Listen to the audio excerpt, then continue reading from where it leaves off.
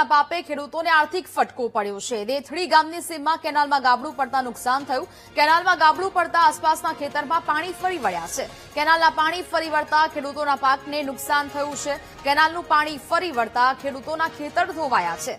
સાફ સફાઈ વિના પાણી છોડાતા કેનાલ તૂટ્યાનો આક્ષેપ ખેડૂતો દ્વારા કરવામાં આવ્યો છે।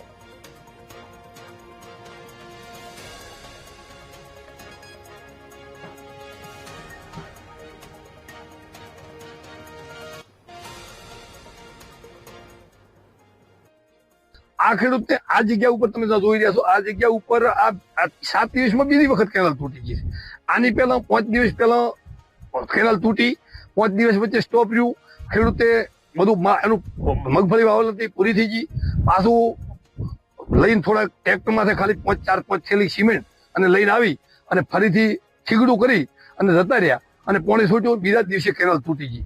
આ કેનાલ તૂટવાનું મેઇન કારણ કોન્ટ્રાક્ટર જ છે અને અમુક અધિકારીઓને ધ્યાન વગર બેદરકારી। કોન્ટ્રાક્ટરને કોઈ જોયો નથી, અધિકારીઓને અહીંયા કોઈ જોયા નથી। ખાલી ઉપર રાખેલો માણસ છે એ કોઈને જવાબ આપતો નથી। ખાલી અહીંયા આવ્યો તો આવીને કીધું કે ભાઈ બધું થીગડું કરી નાખો, 4 થેલીનું થીગડું કરી અને પછી જતો રહ્યો। બીજા દિવસે કેનાલ તૂટી ગઈ। મેઇન કારણ આ કોન્ટ્રાક્ટર છે।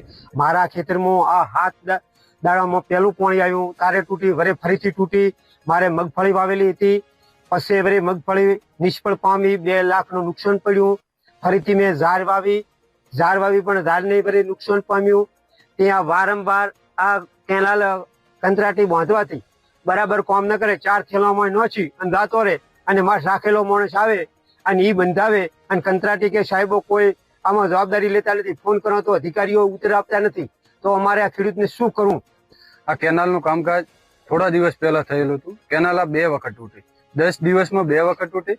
આ ખેતરમાં પેલો મગફળીનો પાક વાવેલો હતો, એ પણ નિષ્ફળ ગયો, એના કારણે નુકસાન બહુ થયું।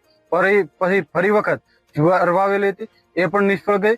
અને આ કેનાલમાં વર્ષોથી કામ ચાલુ હોય, હરેક વખત બેદરકારીના કારણે કામ વેરફાતું હોય અને ત્યાંના અધિકારીઓ જવાબ સરખી રીતે આપતા નહીં અને અહીં કામ ચાલુ હોય, અધિકારી કોઈ આવતા નથી અને જે અહીંયા ગેટ ઉપર એ આવે છે અને એ પણ દેખરેખ ત્યારે હાજર હોતો નથી અને બેદરકારીને લીધે કામ વેડફાતું હોય છે। એટલે ખેડૂતોને મોટી વિકટ પરિસ્થિતિ ઊભી થતી હોય અને આવા દુષ્કાળ સમયે ખેડૂતોને જવું તો ક્યાં જવું? વરસાદ ના થાય, ખેતરમાં પાણી ના આવે તો ખેડૂતો શું કરે?